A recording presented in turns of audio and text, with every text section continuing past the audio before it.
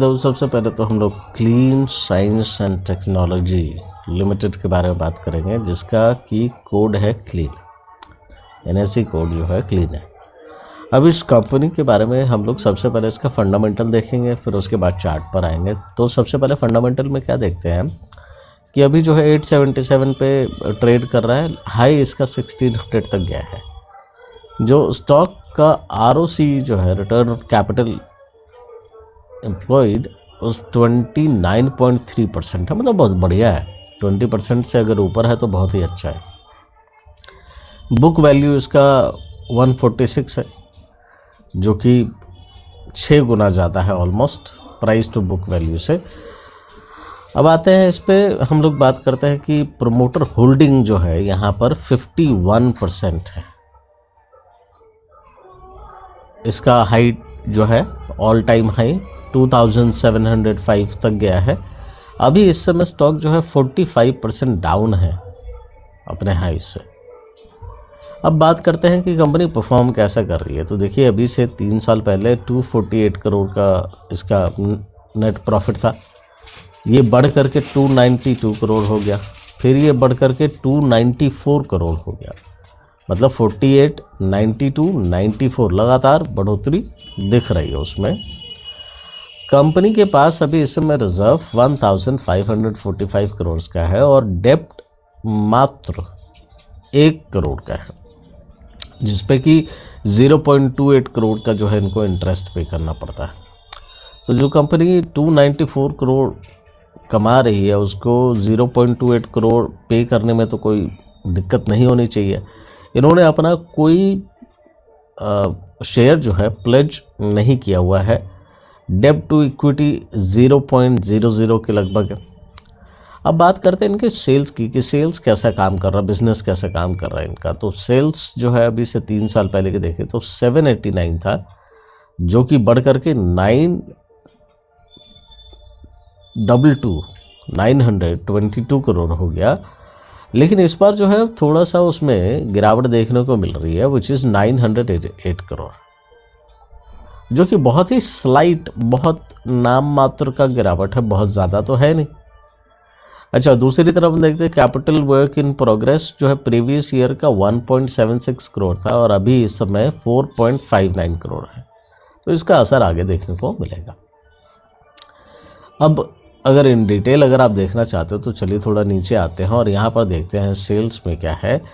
कि अभी इस समय क्वार्टरली रिजल्ट की बात करें तो सितंबर में 211 करोड़, वही पिछले साल जो है 228 जो है सेल्स रहा है, तो मतलब घटा है पहले के मुकाबले।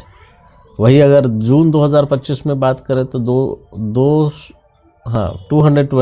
करोड़ रहा है और इसके पहले 217 करोड़, तो थोड़ा सा बढ़त देखने को मिली थी। माइन्यूट ही था पर देखने को मिला था। दिसंबर 2024 में 232 करोड़ था और दिसंबर 2023 में 195 करोड़ था। तो 195 से बढ़ करके 232 हुआ था, तो बढ़ोतरी दिखी थी यहाँ पे। सितंबर 2024 में 228 करोड़ था, तो वही सितंबर में 181। ठीक है, तो अगर आप ओवरऑल देखोगे तो आपको ये समझ आएगा कि जैसे सितंबर 2022 में 248 था, उससे बढ़ करके सितंबर में घट करके 181 हो गया। फिर अगले सितंबर में जो है 181 से फिर 228 हो गया। फिर उससे अगले सितंबर में घट करके 211 हो गया। लेकिन अगर देखा जाए तो सितंबर महीने में सबसे ज़्यादा 248 जो है 2022 में ही था। उसके बाद जो है थोड़े बहुत गिरावट और एक 200 प्लस का जो है सेल्स लेकर के चला। वही दिसंबर की बात करें तो 237 था, वहाँ से फिर अगले दिसंबर में जो है घट करके 195 हो गया। फिर दिसंबर में 232 हो गया। फिर उसके बाद अभी दिसंबर का रिजल्ट आया नहीं है।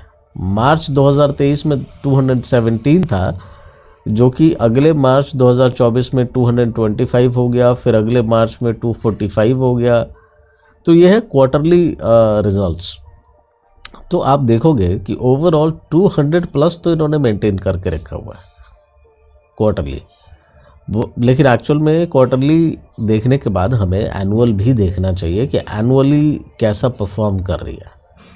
तो आइए ज़रा एक बार हम लोग एनुअल की तरफ आते हैं। अब देखिए यहाँ से आपको ज़्यादा क्लियर पिक्चर मिलेगा कि कैसा ग्रोथ है कंपनी में, क्या है।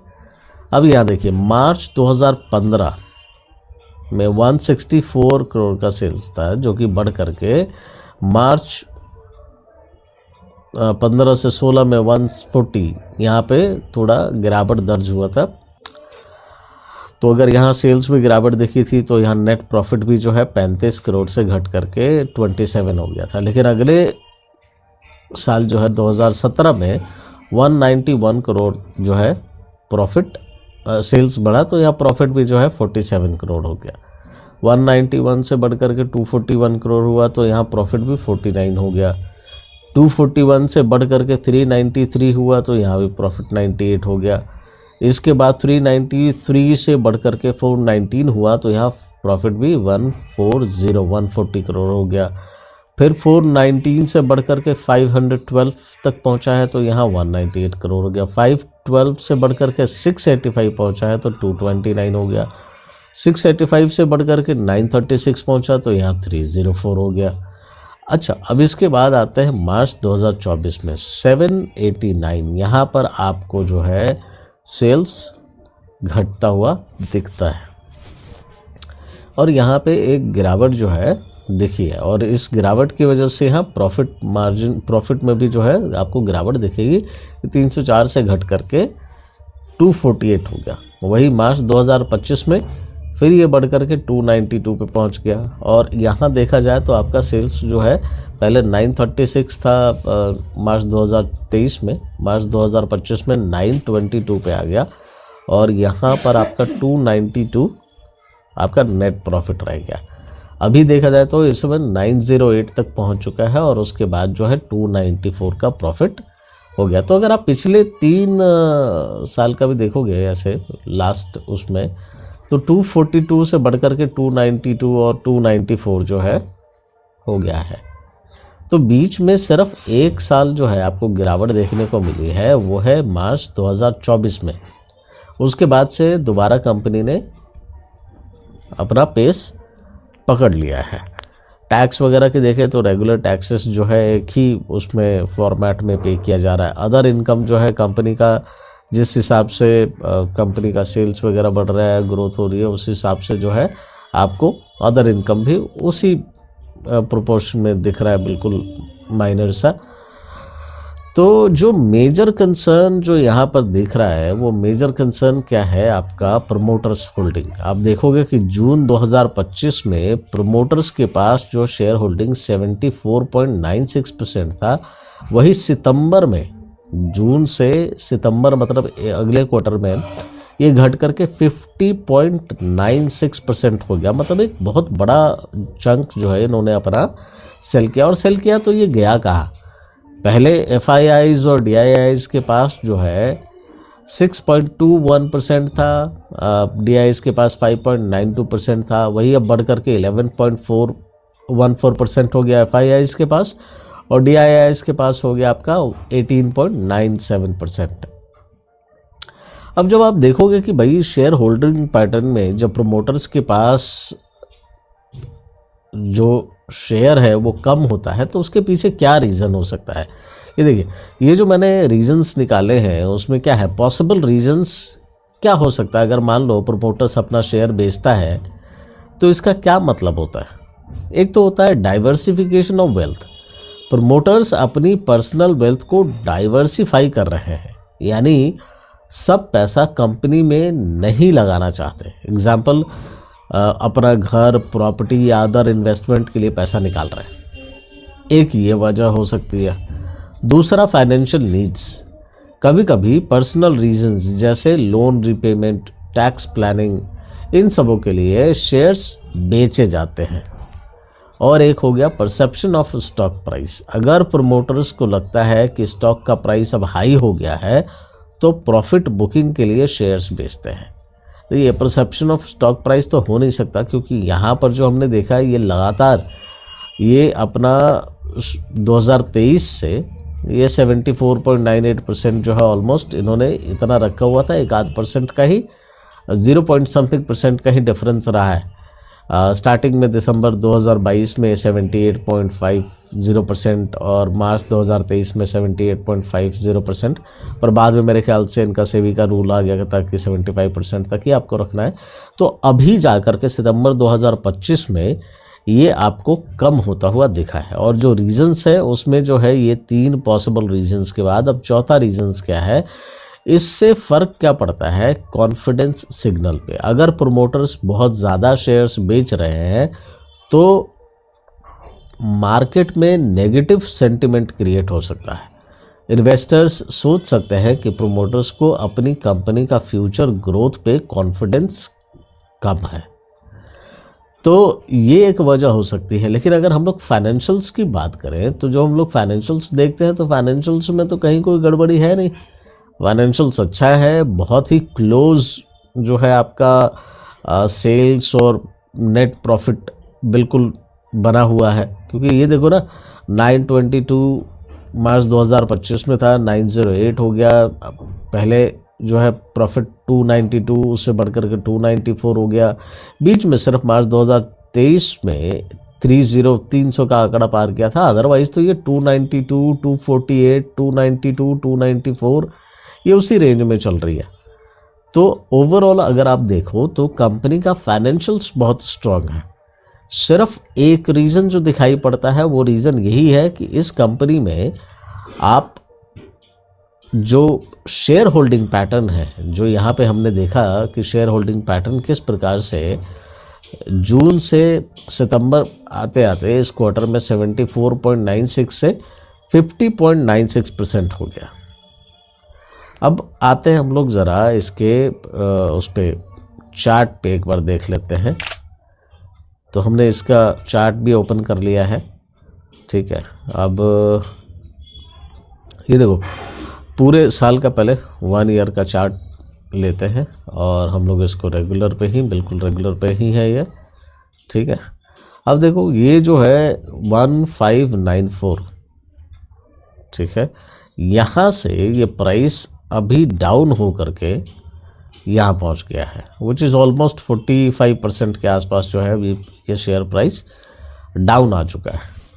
और ये लगातार इसमें गिरावट देखने को मिल रही है। और ये कब से है, जून से लेकर के, ये जून से लेकर के आपका दिसंबर आने को है।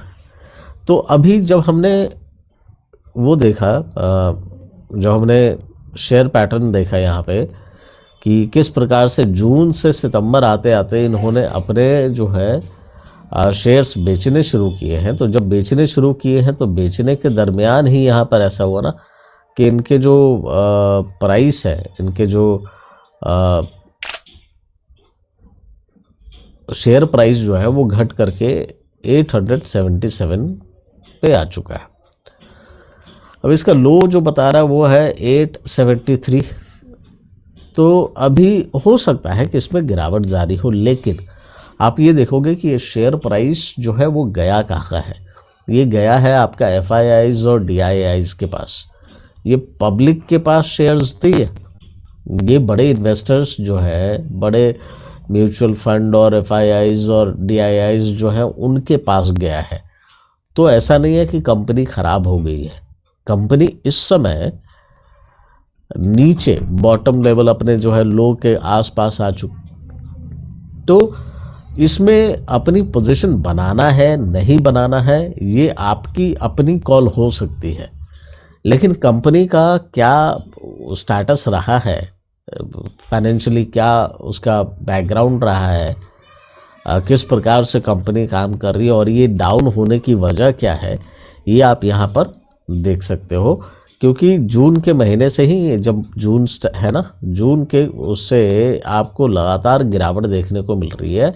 क्योंकि उसमें जो है शेयर होल्डिंग पैटर्न जो है उसमें प्रोमोटर्स ने अपने शेयर बेचने शुरू किए और वो उन्होंने जब बेचना शुरू किया तो कंपनी में एक डाउनफॉल जो है शेयर में देखने को मिला है। और ये जब गिर रहा है तो ये सारे शेयर्स जो है ये किनके पास जा रहा है, ये जा रहा है आपका FIIs और DIIs के पास। तो आगे जा कर के आप इसमें एक बड़ी उछाल देख सकते हो, ऐसा संभव है, ये एक पॉसिबिलिटी बनती है। क्योंकि कंपनी जो है वो बुरा तो कर नहीं रही, फाइनेंशियली वो अच्छा कर रही है। तो आगे कैसा रहेगा ये तो भविष्य बताएगा। और जैसा कि मैंने बताया कि इस वीडियो में मैं किसी तरीके का बाई और सेल का रिकमेंडेशन नहीं देता हूँ। ये वीडियो सिर्फ और सिर्फ एजुकेशनल पर्पस के लिए है।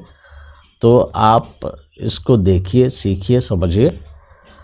फिलहाल के लिए इतना ही, फिर मिलेंगे किसी और वीडियो में। तब तक के लिए आप अपना ख्याल रखिए।